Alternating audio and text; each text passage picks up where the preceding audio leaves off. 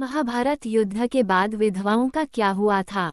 महाभारत का युद्ध आज तक धरती पर लड़ा गया सबसे बड़ा युद्ध था, जिसमें लाखों की संख्या में योद्धा मारे गए थे।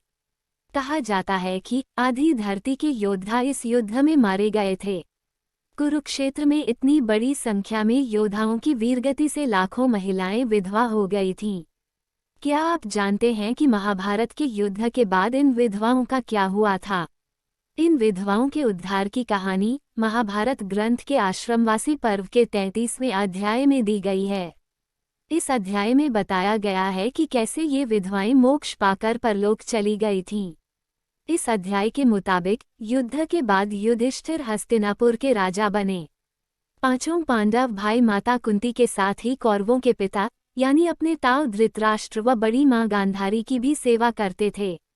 महाभारत युद्ध की सभी विधवाओं को भी युधिष्ठिर ने हस्तिनापुर में ही बसाया और उनके पालन पोषण का खर्च उठाने लगे।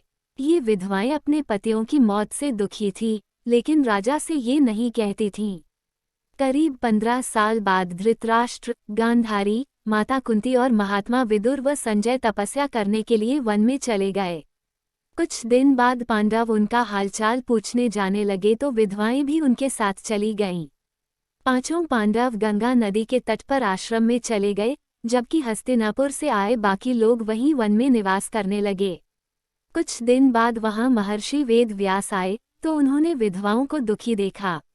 महर्षि वेदव्यास ने सभी को कहा कि मैं एक रात के लिए आपको परिजनों से मिलवाऊंगा। महर्षि व्यास ने गंगा नदी के किनारे सूर्यास्त के बाद तपोबल से महाभारत में मरे सभी योद्धा फिर से जीवित किए। योद्धा एक एक कर गंगा जल से बाहर आने लगे और अपने अपने परिजनों से मिलने लगे और उन्हें बताया कि वे परलोक में खुशी से जीवन बिता रहे हैं। इससे सब खुश हो गए। एक दिन बीतने पर सारे योद्धा गंगा जल में डुबकी लगाकर दोबारा परलोक लौटने लगे। इससे विधवाएं फिर दुखी हो गईं, तो महर्षि वेदव्यास ने उन्हें एक और मौका दिया। महर्षि वेदव्यास ने कहा कि जो भी स्त्री अपने पति के साथ उनके लोक जाना चाहती है, वो पवित्र गंगा जल में जीवन त्याग कर जा सकती है। इस पर विधवा स्त्रियों ने गंगा जल में डुबकी लगाई और मोक्ष पाकर दूसरे लोक चली गई। डिस्क्लेमर: यह पूरी जानकारी सामाजिक और धार्मिक मान्यताओं व आस्थाओं पर आधारित है। इसकी सत्यता की पुष्टि चौधरी नहीं करता है।